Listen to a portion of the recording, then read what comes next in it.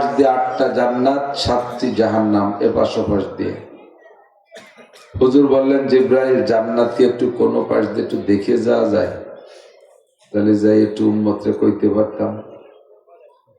জিব্রিল বললেন, হুজুর কোন পাশ দিয়ে ফাঁক ফোক দিয়ে না, সরাসরি পুরো 8টি জান্নাত এবং 7টি জাহান্নাম আল্লাহ আপনাকে দেখে যাওয়ার জন্য অর্ডার করেছেন। হুজুর 8টি জান্নাতও দেখলেন, 7টি জাহান্নামও দেখলেন। জান্নাত কতটুকু এক একটা? প্রায় বলমারি থানার সমান হবে। জিব্রাইলকে আল্লাহ তাআলা একদিন হুকুম দিলেন, তুমি একটু জান্নাত দেখে এসো তো কেমন হলো। তো জিব্রাইলের 2টা ডানাকে একবার বাড়ি মারলে 1 সেকেন্ডে 1,86,000 মাইল যায়, এত গতি। তার 600 ডানাকে বাড়ি মারলে কত জোরে যায়? মোটর সাইকেলে 1টা গিয়ার দিলে যতটুক জোরে যায়, 2 গিয়ার দিলে কি তাতে ডবল হয় না বেশি হয়? ডবল হয়। গতি ডবল হয়, অনেক বেশি হয়।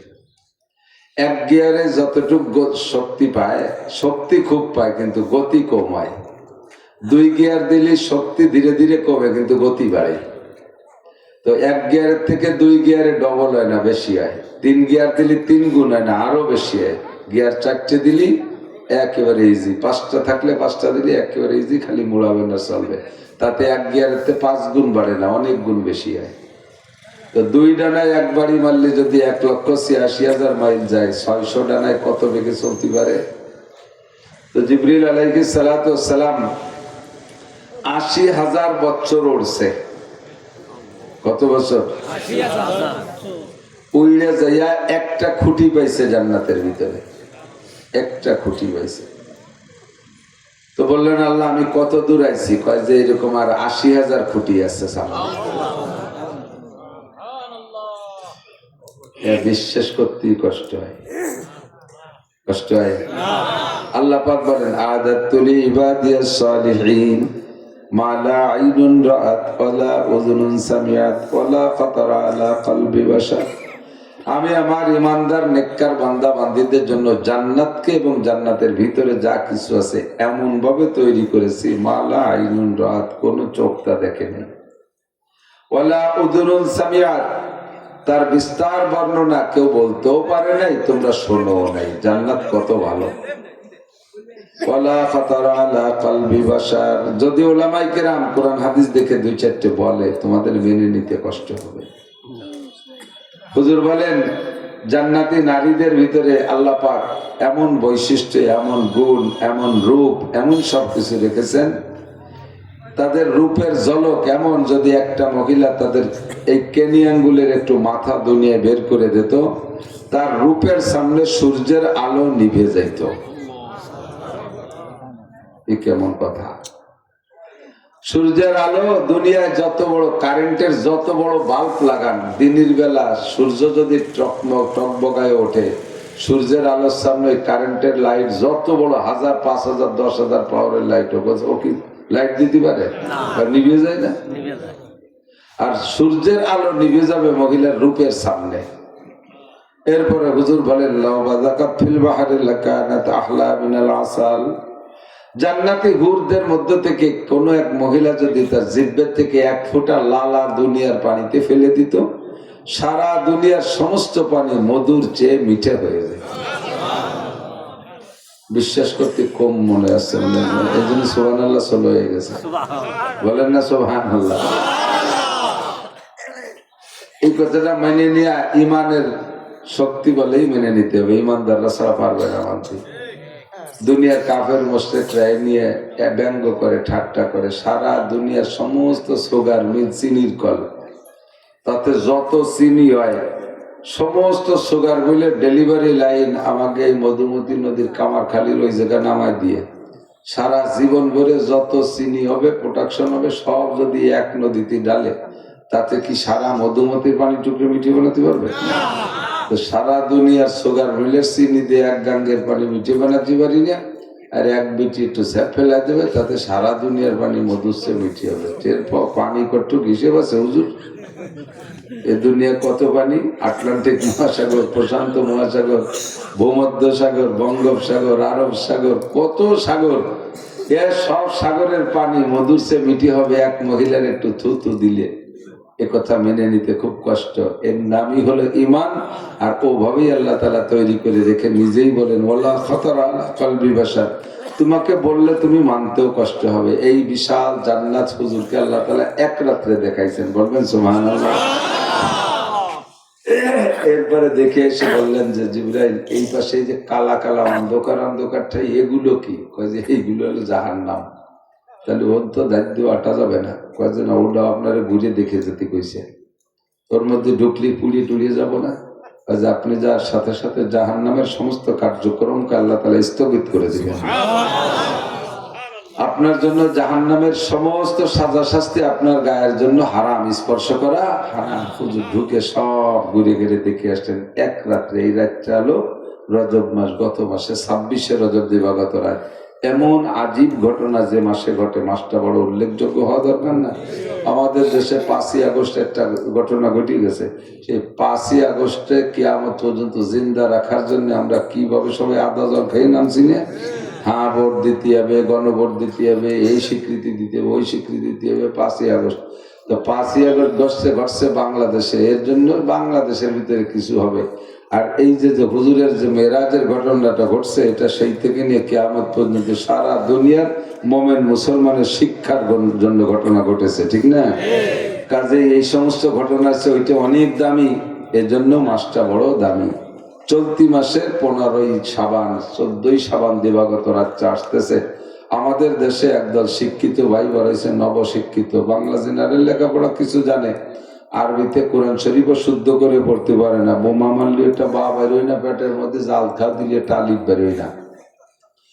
এরা কিছু বাংলা বই পুস্তক দেখে এরা পাইছে যে শবে বরাত বলতে কিছু নেই। এরকম একদল আছে, শবে বরাতের মিটাই দেয়। তারা আরো পাইছে রমজান মাসে তারাবির নামাজ মোটে 8 রেখাত, এও বলে তারা পাইছে। তারাবির নামাজ কয় রেখাত? 20 রেখাত। তোমরা পাইছে 8 রেখাত। 12 রেখাত নাই। কম টুক না থাকতো, না থাকতো, বেশি টুকি নাই। কে হিসেব করছে চিন্তা করতে পারে আল্লাহ। তো আমরা বিশ্বাসী তারাবির নামাজ কয় রাকাত? ঠিক না? যদি তারাবি 20 রাকাতই হয় আর তোমরা সাধ্য সিদ্ধি আমাকে যে 8 রাকাত পড়াইছো, কিয়ামতে নবী আলাইহিস সালামের কাছে তারাবির নামাজের হিসাব দিতে গেলি বেড়া হুজুর যদি কায় 20 রাকাত করে জমা দেয়, সেই সময় 12 রাকাত প্রমাণে কোন জায়গা? আর যদি 20 রাকাতই পড়া থাকে আর হুজুর কয় যে 8 রাকাত করে জমা দাও, তাহলে 8 রাকাত দেওয়ার পরে 12 রাকাত আমার হাতে থেকে যাবে না? তাইতে অন্য কাজ করা যাবে না? অবশ্যই অন্য কাজ করা যাবে, অনেক কাজ আছে। কাজে ওদের ওই যুক্তি মানা যাবে না। আমরা এক তো হাদিসেও পাইছি, 2 নম্বরে আমাদের যুক্তিতেও মেলে তারাবি 20 রাকাত। উনরা শবে বরাত পাই নাই। আমরা যে শবে বরাতের আমল করে এই মাসে, এই রাত্রে, হাদিসের মধ্যে আছে পরিষ্কার, এই রাত্রে আল্লাহ তাআলা বান্দার গুনাহ মাফ করেন। ওই রাত্রে আল্লাহ তাআলা মানুষের আগামী 1 বছরের ভাগ্য দায়িত্বশীল ফেরেশতাদের হাতে নতুন করে লিখে পার্চা করে দায়িত্ব দিয়ে দেয় যে তুমি একে এইভাবে চালো, একে এইভাবে চালো, এইভাবে করো, অমুক জায়গায় ঠ্যাং ভেঙে দিবা, অমুক জায়গায় নিয়ে মাথা মারে ভাটায় উঠবা, এইভাবে করবা, তারে রুজি দিবা, রিজিক দিবা, না খায় রাখবে, ইত্যাদি ইত্যাদি। সব এই যে সামনে শবে বরাতের পর্যন্ত, গত শবে বরাতের থেকে সব লেখা আছে। এই রাত্রে আল্লাহ তাআলা রিজিক লেখে, এ কথা আমরা বিশ্বাসী, অনেক আগের থেকে আমরা বিশ্বাস করে এসেছি না? আল্লাহ এইটা ওরা খুঁজে পায় না। একটু বলে যাই, ওরা বলে যে আমরা যেই হাদিসের পর আমল করে শবে বরাতের আমল করি, এই হাদিস জয়ীফ, হাদিস জয়ীফ। একটু বলি, একটু খেয়াল করেন, একটু বোঝার চেষ্টা করেন। শরীরটা বেশিটা ভালো লাগতেছে না, এই জন্য কাটা ভাবেই কিছু বলি, শোনা বোঝা যাচ্ছে তো ইনশাআল্লাহ। কিছু আমলি কথা যদি আল্লাহ দেয় বলবো। তো হাদিস জয়ীফ হাদিসের পর আমল করে আমরা শবে বরাত করি। জয়ীফ আর শক্তিশালী, জয়ীফ বাংলায় তো আপনারা বোঝেন, জয়ীফ মানে দুর্বল, জয়ীফ মানে দুর্বল, কমজোর। আর এর এগেনস্টে শক্তিশালী হাদিস, কবি মানে শক্তিশালী। হাদিসের দুর্বলতা আর শক্তি কি একটু বুঝেন? বলনেওয়ালা বর্ণনাকারীর সাথে সম্পৃক্ত এই কথাটা। যেমন একজন আইসা, আপনারা এখানে যারা উদাহরণস্বরূপ উদাহরণের জায়গায় রাখেন, আবার অন্য দিক নিয়ে যেন না। যেমন কথা বলা ভারী রিস্ক হয়ে গেছে, কারণ রাজনীতি অজবরণ হয়ে গেছে।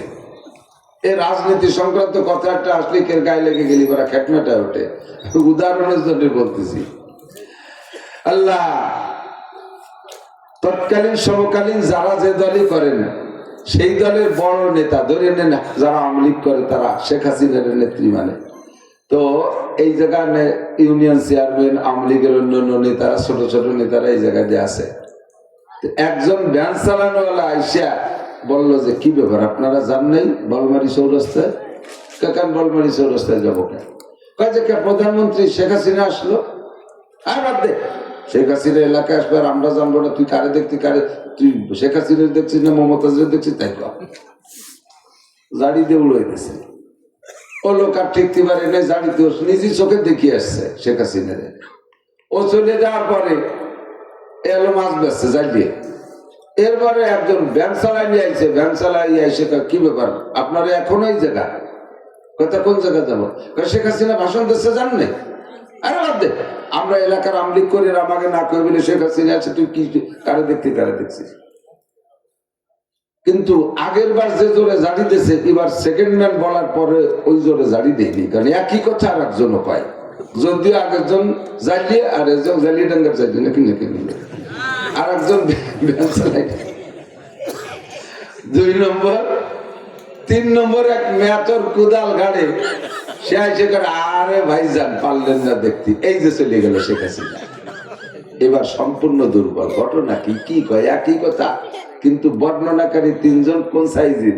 একজন ভ্যান চালানি, একজন মাছ বেচা চাইলে, আর একজন সুইপার মেথর। 3 জন কথার দিক দিয়ে ব্যক্তিগত ভাবে খুব দুর্বল। এদের 3 জনের কথা খুব খাচ্ছে না, কিন্তু 3 জনে বলার পরে এই জায়গা যে কয়জন ছিল চেয়ারম্যান মেম্বার সব দুর্বল হয়ে গেছে। এ তাড়াতাড়ি ফোন দিদি, ফোন দিয়েছে আব্দুল রব ভাই ছিল ওই জায়গা, ওনারে ফোন দিয়েছে, কি খবর আব্দুল রব? হ্যাঁ এই তো, এই যে কেবল 10 মিনিট কথা বলছেন, তুই চলে গেলে এতক্ষণ ব্যাটি ভাড়া ধরছে।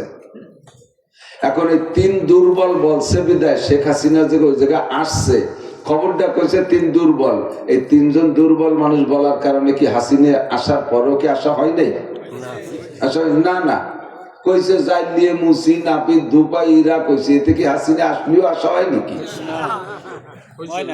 আশা হয়েছে কি হয় নাই? আশা হয়েছে কি হয় নাই? সে তো আসছে, অরিজিনালি আসছে। পরে খবর নিয়ে দেখা গেলো আসছেই, যাই দেখা গেল আসছে। এখন এই খবরটা যদি ওই 3 জন না, চেয়ারম্যান সাহেব এসে যদি এখানে বলতে, আরে কপাল আজ একটা ঘটনা ঘটে গেছে, কেউ রে না কয়ে প্রধানমন্ত্রী চলে আসছে, তাহলে চেয়ারম্যান একা করলেই সবাই গ্রহণ করতেন। আর ওদিকে ওই খবরটাই 3 জন দুর্বল মানুষই বলছে বুঝে ঠেলা ঠেলি আসছেন, কিন্তু পরে দেখা গেল সত্যি উনি আসছে। কথা বলেন? জয়ীব আর কবির পার্থক্য এখানে। কোন হাদিস যদি আবু বকর বলছে যেটা হুজুর বলছে, আর কোনো কথা নেই। হাদিস ওমর বলছে, কোনো কথা নাই। হাদিস আলী বলছে, কোনো কথা নাই। হুজুর বলছে আলী, হাদিসটার বর্ণনা করে উসমান, হুজুর বলছেন, আর কের কোনো কথা নেই। আবু হুরায়রা বলছেন, আয়েশা বলছেন, আব্বাস বলছেন, আর কোনো কথা নেই। কিন্তু 1.25 লক্ষ নম্বরের সিরিয়ালে দুর্বল সাহাবারা যদি হাদিসটা বলে থাকে, তখন আলো নিয়ে সন্দেহ যে কি বললো কি বললো না, বললো কি বললো না। এখন এই দুর্বল সাহাবীদের ভিতরে যদি একই কথা 3-4 জনে বলে, তখন কি আর দুর্বল থাকে? তখন শক্তিশালী হয়ে যায় না? তো তেমনই শবে বরাতের হাদিসটা দুর্বল, ঠিক আছে, বর্ণনাকারী দুর্বল, কিন্তু বর্ণনাকারী দুর্বল, বর্ণনাকারী একাধিক ততাধিক। 3-4 জন 5 জনে বলছে, এবার কি আর দুর্বল আছে? আমরা এবার 3-4 জনের বলার পর হাদিসটাকে শক্তি বানাইয়া সেই হাদিসের পর আমল করি। আর শরীয়তের মাসালা হলো, কোন আমলি বিষয় যদি হাদিস আসে, তো দুর্বল হাদিসের পর আমল করা জায়েজ আছে। এই রাত্রে আল্লাহ তাআলা আমাদের ভাগ্য লেখেন, দায়িত্বশীল ফেরেশতাদেরকে লিখে লিখে বন্টন করে দিয়ে দেয়, তুমি আব্দুর রউফরে এইভাবে চালাইবা, নাসিরকে এইভাবে চালাবা, আব্দুল খালেককে এইভাবে চালাবা, এইভাবে দায়িত্ব বন্টন করে দেয়। ওই রাত্রে আল্লাহর কাছে চাইয়া কান্নাকাটি করে আপনার ভাগ্যের পরিবর্তন আপনি ঘটাইতে পারেন। বিষয়টা বুঝতে হবে একটু। আর সেই কাছে যেহেতু কয়ে যাই এদিক টাকা তকদিরের লেখক কে? আল্লাহ। তকদিরের লেখক কে? আল্লাহ। যা লেখেন ভাগ্যে বলা হয়, তকদিরকে বিশ্বাস করা ফরজ। আল কদরি খাইরিহি ওয়া শাররিহি মিনাল্লাহি তাআলা। যাহা কিছু ভালো মন্দ হয় সব আল্লাহর পক্ষ থেকে হয়, এই তকদিরকে বিশ্বাস করা ইমানের অঙ্গ, এটা ফরজ। জি, সবকিছু ফয়সালা কার হাত থেকে আসে? আল্লাহর হাত থেকে আসে। এখন আল্লাহ যাহা লেখেন তাহাই হয়, এ কথার মধ্যে সন্দেহ আছে? আমরা এ ব্যাপারে বলি যে আল্লাহর বিনা হুকুমে গাছের পাতাও নড়ে না, এ কথাও সত্য। কতক্ষণ একজন নামাজ পড়ে না, তারে জিজ্ঞেস করলাম তুই নামাজ পড়িস না কেন? তকদিরি নামাজ নাই। আমি তো তকদিরে বিশ্বাস করি, আল্লাহ তো তকদিরি লেহে, তকদিরি লেহে নাই নামাজ, তার বলবো কি? আল্লাহর বিনা হুকুমে গাছের পাতা নড়ে না। এই যে মদ গাছাটা খাই, আল্লাহর হুকুমেই খাই। তকদিরে বিশ্বাস। তাহলে এবার কি করতে হয়? গালে জুতো যে দুটো বাড়ি দিয়ে করতে যায়, খাইয়ে যা, তকদিরি ছিল খাইয়ে যা, কথা কইস না। গাজার সময় তকদিরি ছিল, খাইয়ে গেলিয়ে। নামাজের সময় তকদির এলা করলে না, তাহলে জুতোর বাড়ির সময় তকদির এসে খেয়েছিলি যাও, আমারও ফেরত দাও কে? আমি তো অত বিশ্বাসী না। खैर सर्जो होता है इंसान से, आदमी भी कुछ ना कुछ मुक्ता रहा है। ভালো মন্দ যাহা কিছু আদম জাতি করে থাকে, সত্যই তো তাহার মাঝে ইনসানেরও ইচ্ছা থাকে। আল্লাহ পাক অন্য কোন প্রাণীকে মানুষের মতো স্বাধীনও বানায় দেয় নাই, আর মানুষের মতো এত বড় জ্ঞানীও কেউরে বানায় নাই। হাতির এত বড় একটা মাথা, কত বড় মাথা না? ওর মধ্যে আজমন হবে না গিলু? আদামন তো আমি গিলু, ওকে এটা শুইও বানাতে পারে? এত বড় বেরেন যেটা কি হয়, সে খালি কলা গাছ ভেঙে খাবি, আর কিচ্ছু বলে। ঠিক না? শক্তির দিক দিয়ে হাতি মানুষের কাছে দুর্বল। কোনদিন হাতি 10-20টা হাতিতে আছে আমাকে সবাই যে ভাঙছে যে দলারে ফেলতে পারি নেই। বিটা বিটা হাতি মানুষের কাছে ধরা পড়ে গেছে, সাইডের পাশে সিএল দিয়ে ভাঙতে তুইছি, আমি দিলি খাবি না দিলি রোজা থাকবি। ঠিক না? শক্তির দিক দিয়ে মানুষ সবচাইতে বেশি আল্লাহ তাআলা বানাই দিয়েছে। জ্ঞানের দিক দিয়ে পরিপূর্ণ, কত কিছু আবিষ্কার করে। স্বাধীনতার দিক দিয়ে মানুষ পরিপূর্ণ, অন্য কাহারও স্বাধীনতা নাই। হাতিরা ধরা পড়ে যায়, নড়াচড়া করতে পারে না। সিংহরে দরিয়ে জেলখানায় যে সিলিখানার মধ্যে আটকাইতেছে, বসে বসে 12 মাস কালে এতেকাফ করতেছে। কিছু দিলি খায়, না দিলি না খায়, বসে বসে আল্লাহ বললে তসবিহ তাহলিল করে। রয়্যাল বেঙ্গল টাইগার, সুন্দরবনের এত বড় শক্তিশালী বাঘ, একটা বাঘ বোয়ালমারি ঢুকছে, এই খবর যদি এনে শোনেন তাহলে একজনও থাকবেন না। আমি যত ভালোই ওয়াজ করি, সবাই মনে হয় বাঘে আমারই খাবে। এত মানুষ তার এক ভাগে খাতে পারবে না, কিন্তু ভয়টা সবার ভিতরে। এই রয়্যাল বেঙ্গল টাইগারে ধরেছি, এখানের মধ্যে ব্যাগ দিতেছে, নড়াচড়া নাই, খাই জিভে পারে, নালাতে তালে রয়েছে, কিছু করতে পারে না, তাই না? তাহলে এইটা করছে কারা? মানুষে করছে না? তো শক্তির দিক দিয়ে আল্লাহ মানুষকে অনেকবার শক্তি দিয়েছে, জ্ঞানের দিক দিয়ে পরিপূর্ণতা দিয়েছে, স্বাধীনতার দিক দিয়ে পরিপূর্ণতা দিয়েছে। মানুষে যা করবে তাৎক্ষণিক করতে পারে। গাঁজা খাবা খাও, তোমার কেউ বাধা দেওয়ার নাই। মুখ খান চিবে ধরে না ফেরেশতারা। জিনা করতেছো করো, ওই সময় ফেরেশতারা যে চাবুক দিয়ে বাড়ি শুরু করে না। পরের মাল চুরি করতেছো, ওই সময় ফেরেশতারা হাত খান প্যারালাইসিস করে দেয় না। জানি যাত্রা করোসা গাজীর গান গুণ্য যাত্রা, হিন্দুকে ঠাকুর বাড়ি যাইতেছো, দুর্গা পূজা, কালী পূজা, সরস্বতী পূজা, লক্ষ্মী পূজা যাওয়ার সময় ঠ্যাং খান ভাঙ্গি চুরি বসাইতে হয় না। তোমার মনে চাইতেছে যাও স্বাধীনতা দিছে, যাইয়ে আসো। ভালো জায়গায় যাবা, সেখানে যার স্বাধীনতা আছে। মন্দ জায়গায় যাবা, সেখানে যার স্বাধীনতা আছে। ভালো কথা বলবা, তা বলারও স্বাধীনতা আছে। মন্দ কাজ করবা, তা বলারও স্বাধীনতা আছে। মসজিদে আসার জন্য তোমার আমি পালকি পাঠাই দেবো না, আর মন্দিরে যাওয়ার সময় ঠ্যাং খানো বড় ভেঙ্গি ফেলাই দেবো না। মধু খাইতে মনে চাইছে, আমি গিলাসে বলে আগেও দেবো না, আবার মদ খাওয়ার সময় গিলাসটা কাটিয়েও নেবো না। দুনিয়া হলো স্বাধীনতার জায়গায় স্বাধীনতা দিছে। তো মানুষকে স্বাধীনতা আর জ্ঞান পরিপূর্ণ দেওয়ার পরে